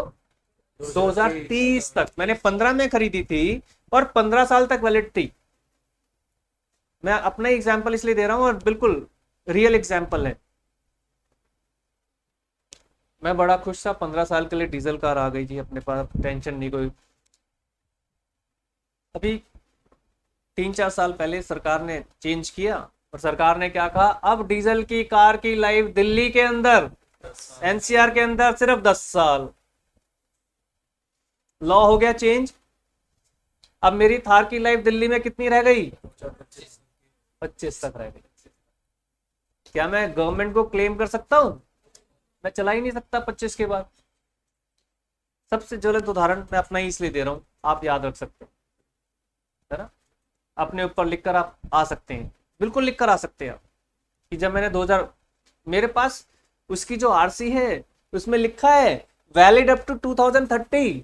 मजे की बात देखिए, सरकार की तरफ से लिखा हुआ है वैलिड अप टू 2030, लेकिन क्योंकि लॉ चेंज हो गया तो लॉ एप्लीकेबल है। जो उसने मेरे को आरसी पर लिख कर दे दिया तो खत्म हो गया। 2025 के बाद दिल्ली में उसको सड़कों पर नहीं चला पाऊंगा।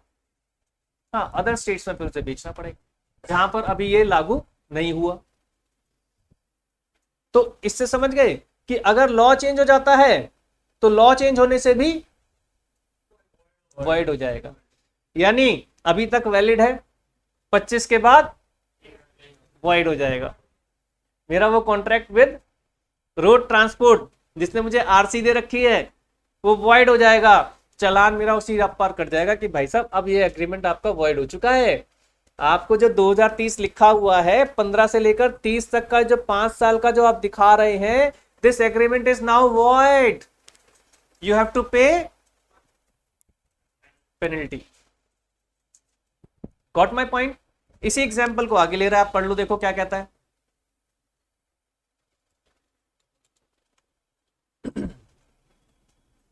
ए कॉन्ट्रैक्ट विद बी, ऐसा और भी हुआ था, मैं वो इसलिए नहीं देना चाहता, वो बहुत पुरानी बात हो गई। दिल्ली में पहले बहुत जगहों पर इंडस्ट्रीज थी और वो इंडस्ट्रीज को बैन कर दिया गया और वो सारी इंडस्ट्रीज उठकर कहां चली गई? दूसरी एरियाज में, उनको जो एरियाज प्लॉट कर दिए गए। तो उस वक्त के बाद जैसे ही वो लॉ इनेक्ट हुआ तो सारे वॉइड हो गए, वो उनको जाना ही पड़ा। अब वो कह दे नहीं नहीं मैंने तो यार यहाँ पर खरीदा हुआ, रजिस्ट्रेशन कराया हुआ, ये, उसने कहा भाई साहब जैसे ये लॉ पास हुआ बाकी सारी की चीजें जो सारे एग्रीमेंट थे आपके वॉइड हो गए। यानी वो एक किराएदार ने एग्रीमेंट किया हुआ था कि हाँ जी मैंने नीचे एक फैक्ट्री डाली हुई है छोटी सी और मैं इतने साल तक चलाऊंगा, वो कहा देखो जी मैं तो एग्रीमेंट के अकॉर्डिंग चला रहा हूँ, वो क्या करना। अब एक्ट पास हो गया, जाइए अच्छी अच्छी छोटी छोटी इंडस्ट्रीज जो इंडिया दिल्ली के अंदर थी वो सबको सब शिफ्ट करना पड़ा। समझ रहे? ये एक अपने आप में ये भी एक एग्जाम्पल है, क्योंकि बहुत पुराना हो गया इसलिए मैं उसका एग्जाम्पल देना नहीं चाह रहा था, लेकिन फिर भी आपको पता होना चाहिए just for your knowledge. Industries के साथ भी ऐसा हो रखा है। डीजल वाला मैंने आपको कॉन्सेप्ट बताई दी है, ठीक है जी।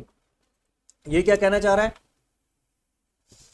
ए contacts with B, owner of the factory, for the supply of 10 tons of sugar, but before the supply is affected the fire caught in the factory। आग लग गई फैक्ट्री में, सब कुछ जलकर राख हो गया, इम्पॉसिबिलिटी ऑफ परफॉर्मेंस हो गया। अब कहां से दें? तो वो क्या बन गया? वॉइड। ठीक है जी।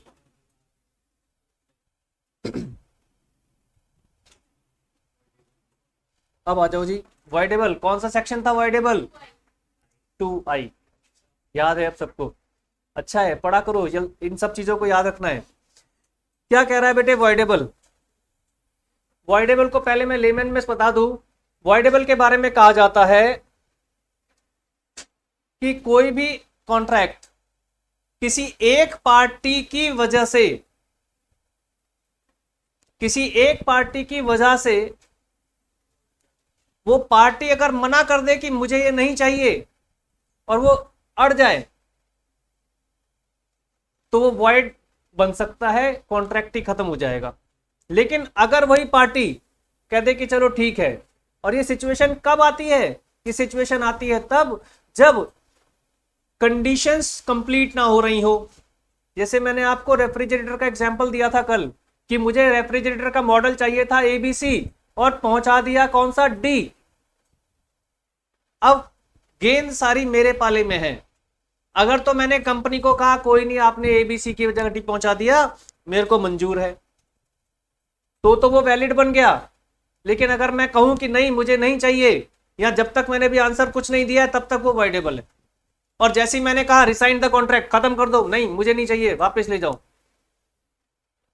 वो वाइड हो गया। यानी वाइडेबल कॉन्ट्रैक्ट एक ऐसी स्टेज पर होता है कि आपकी हां से वो वैलिड हो जाएगा और आपकी ना से वो वाइड हो जाएगा, उसे कहा जाता है वाइडेबल। समझ गए बात को? तो देखो इसकी डेफिनेशन में क्या कह रहा है, N agreement which is enforceable by law, जो मैंने बात कही है, इन्फोर्सिबल बाय लॉ हो जाएगा कब? Eight the option of one और मोर पार्टीज। यानी जो ऑपोजिट जो पार्टी है वो एक से ज्यादा भी तो हो सकते हैं कभी कभी, जो थोड़ी कि सिर्फ एक ही हो। Eight the option of one और मोर पार्टीज बट नॉट, जिसने मेरे को रेफ्रिजरेटर भेजा था उसके ऑप्शन पर नहीं है, वो मेरे ऑप्शन पर वाइडेबल है, कंपनी के ऑप्शन पर वाइडेबल नहीं है। तो लिखा क्या है सेंटेंस अगला देखो, but not at the option of other और others is a voidable contract। लिखिए डेफिनेशन फटाफट।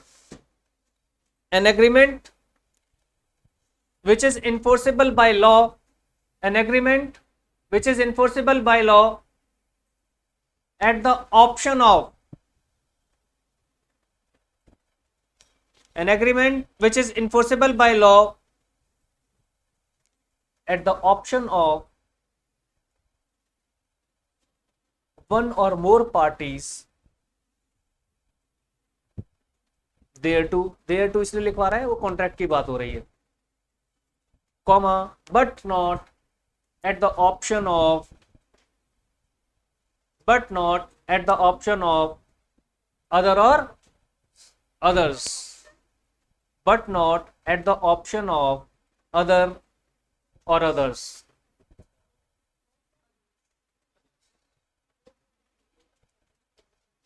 तो मेरा एक एग्जांपल वो याद रखना जो मैंने रेफ्रिजरेटर का आपको बताया है, आप इसको लिख भी सकते हो। बिल्कुल एग्जाम्पल देखो बेटे, कभी कभी ना आपको लगता है कि एक एग्जाम्पल से आप समझा कर आए तो जरूर लिख कर आना है, एग्जाम्पल बहुत इंपॉर्टेंट हो जाता है। कि आप लिख सकते हैं कि मैंने सैमसंग कंपनी को ऑर्डर किया एक refrigerator of model A, but उन्होंने भेज दिया मॉडल बी, अब वो मेरे ऑप्शन पर आ गया, अभी वो वॉइडेबल है, जैसे ही मैं उसे एक्सेप्ट कर लेता हूँ तो बन जाएगा वैलिड, और जैसे ही मैं डिनाई करता हूँ तो वैलिड। उसको बोलते हैं रिसाइन द कॉन्ट्रैक्ट। ठीक है जी। हाँ तो एग्जाम्पल देना तो सुपर एक्यूरेट माना जाता है। एग्जाम्पल तो बहुत, आपको क्यों समझा रहा हूं मैं बेटा, इसीलिए समझा रहे हैं लॉ में एग्जाम्पल्स बहुत मैटर करते हैं, but not at the cost of कि पूरा 100 नंबर का पेपर करना है। आपका जो पेपर का जो वेटेज है उसको अपने टाइमिंग से अकॉर्डिंग आपको बांट लेना चाहिए, वो भी सिखाएंगे, उस प्रैक्टिस पर भी आएंगे, डोंट वरी, छोड़ेंगे कुछ भी नहीं।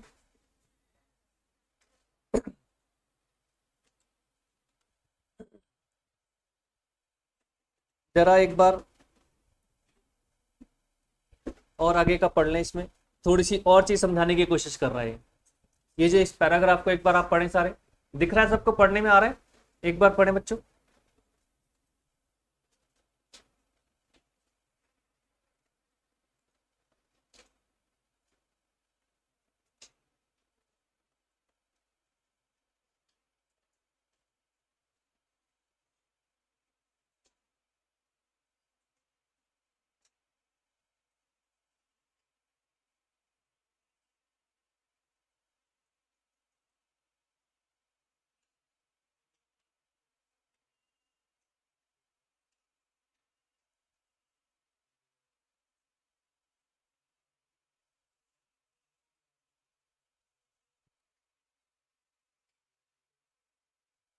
क्या कहना चाह रहा है बताएगा, कोई एक्सप्लेन करेगा?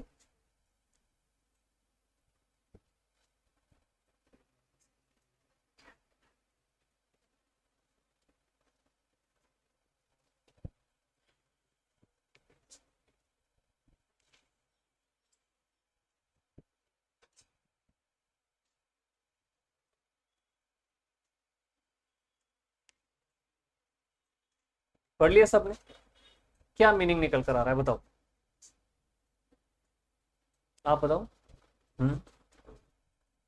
अगर जो कॉन्ट्रैक्ट हुआ है वो ये सब पोजीशन अनलिमिटेड तो हुआ है तो वो क्या कहते हैं वॉइडेबल हो जाएगा, उसमें एक पार्टी को दिया जाएगा। बिल्कुल ठीक, और बताएं। जैसे दो पार्टी है तो जैसे इसका मतलब स्टेट है तो उसके पास राइट है कि वो एक्सेप्ट करे तो वो मतलब एक्सेप्ट हो जाएगा, वैसे हो जाएगा। और अगर उसके साथ कुछ फ्रॉड वोड जैसे हुआ था लेकिन उसको वो उसके पास राइट भी है कि उसको डिनाई करे, बिल्कुल बिल्कुल अवॉइड हो जाएगा। बिल्कुल ठीक बात है। एक्चुअली बेटे जो फ्री कंसेंट वाली बात है, फ्री कंसेंट नहीं है कौन बताएगा? अदर पार्टी बताएगी, सेकंड पार्टी तो बताएगी कि फ्री कंसेंट नहीं है, नहीं तो कैमरा तो हर जगह लगे नहीं हुए। और सरकार की नो डाउट सरकार का राइट है, सरकार की ड्यूटी है आपको प्रोटेक्ट करना, लेकिन अगर आपके साथ कुछ गलत हुआ है तो आपकी भी तो ड्यूटी बनती है कि सरकार को बताओ। आप नहीं बताओगे तो सरकार कैसे जानेगी? इसलिए यहां पर इन्होंने वो फ्री कंसेंट वाला पार्ट डाला है कि फ्री कंसेंट वाला जो पार्ट है उसमें तो वॉइडेबल है ही है, वो हम जानते ही हैं कि अगर आप ये प्रूव कर दो कि मेरी कंसेंट फ्री नहीं थी तो वॉइड हो जाएगा, और अगर आप फिर भी चुप रहे तो वैलिड हो जाएगा। यहां पर एक टाइम लिमिटेशन का मैंने कल आपको बताया भी था कि टाइम लिमिटेशंस भी होती हैं, कि ऐसा नहीं है कि आप चुपचाप से बैठे हुए हैं, टाइम लैप्स कर गया और आपने किसी को इन्फॉर्म नहीं किया तो उसमें फिर मेरी गलती नहीं है, वो नहीं हो पाएगा। तो ये जरूरी है। तो वॉइडेबल वाला जो ऑप्शन है वो ये कि आपके हाथ में ऑप्शन है, अगर आपके साथ गलत हो रहा है और आपको पता है गलत हो रहा है तो बताओगे तो आप ही ना, आप नहीं बताओगे तो वो वॉइडेबल कॉन्ट्रैक्ट अपने आप में वैलिड हो जाएगा, आपको इन्फॉर्म करना पड़ेगा। ठीक है जी, तो इसीलिए उसने लिखा है eight the option of one party और मोर पार्टीज, उनके ऊपर है ये, उनको बताना पड़ेगा, नहीं बताएंगे तो पता नहीं चलेगा। इसका एग्जाम्पल देखो क्या कह रहा है। X promised to sell his scooter to Y for ₹1 lakh. However, the consent of X has been procured by Y at gunpoint. वो कह रहा है जी गन पॉइंट पर उसकी कंसेंट ली गई थी। X is an aggrieved party and the contract is voidable at his option. सिर्फ उसके ऑप्शन पर voidable है।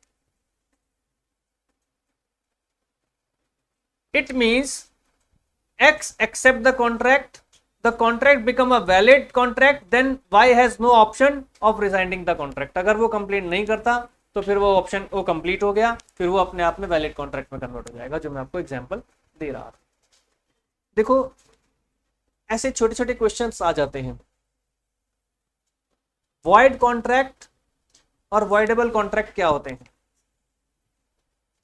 अब हम डेफिनेशन तो समझ गए, दोनों की हमने लिखी। वॉइड में क्या था? जो इन्फोर्सेबल नहीं हो सकता वो वॉइड है, जो इन्फोर्स नहीं हो सकता। और वॉइडेबल क्या है? अभी जो हमने पढ़ा, एग्रीड पार्टी के ऑप्शन में घुस गया पॉइंट, कि जो बेचारा विक्टिम है अगर वो चाहे तो उसको वॉइड बना सकता है और चाहे तो वैलिड बना सकता है। तो वॉइडेबल एकदम ऐसे कगार पर है कि वो वैलिड भी बन सकता है और वॉइड भी बन सकता है।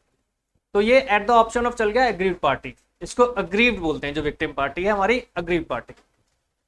अब कह रहा है इनफोर्सेबिलिटी को समझाने की कोशिश कर रहा है। अब void contract can not be enforced at all. जो वॉइड है वो तो अब इन्फोर्स हो ही नहीं सकता, लेकिन वॉइडेबल इन्फोर्स हो सकता है। वो कब? अगर वो साइलेंट रह जाए। अगर एग्रीव्ड पार्टी साइलेंट रह जाए तो वो इन्फोर्सेबल हो गया, लेकिन वॉइड कॉन्ट्रैक्ट कभी भी इन्फोर्सेबल बाय लॉ नहीं है। क्या है कॉज? देखो क्या कॉज बता रहे थे हम लोग। वॉइड कब होगा? जो हमारे एसेंशियल ऑफ एलिमेंट्स हैं वो मिसिंग हो जाएंगे तो वॉइड हो जाएगा। और जबकि इसके अंदर क्या आ रहा है, प्री कंसेंट, इसके अंदर कंसेंट वाला कॉज आ रहा है। फिर क्या कह रहा है, परफॉर्मेंस ऑफ कॉन्ट्रैक्ट, ये देखो छोटे छोटे बच्चे, अभी चलो शोर नहीं मचाया, वो अच्छी बात है।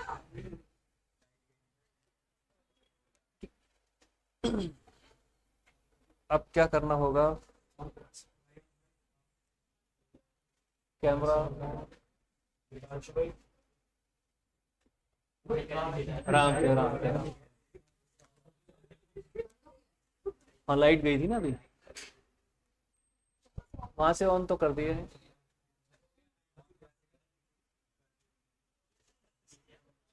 इसका फोन रिमोट नहीं दिख रहा है यहाँ पर। कितनी देर की क्लास होगी? अभी है थोड़ा सा। कनेक्टेड है। हाँ कनेक्ट तो सारा है।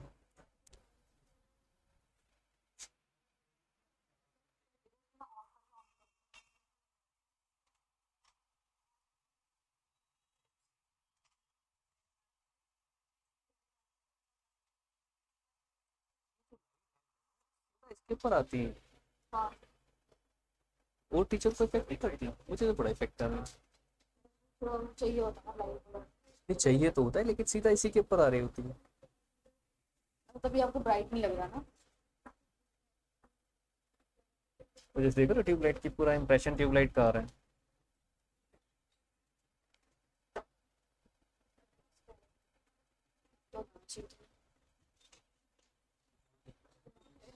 रिमोट नहीं दिख रहा। अच्छा वो ये नोटी है ना, तभी तो सर की स्कूटर की कीवी लेकर बैठे हुए थे। कौन कौन इनमें से कोई बैठा होगा।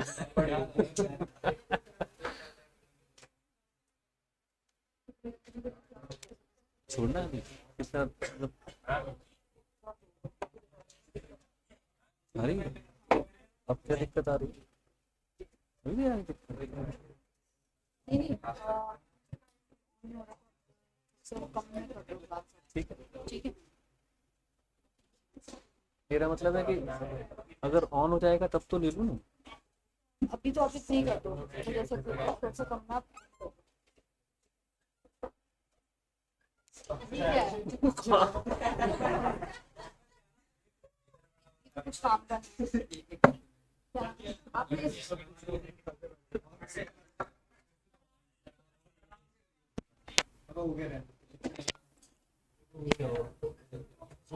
रिकॉर्डिंग स्टॉप कर दो, रिकॉर्डिंग स्टॉप कर दो।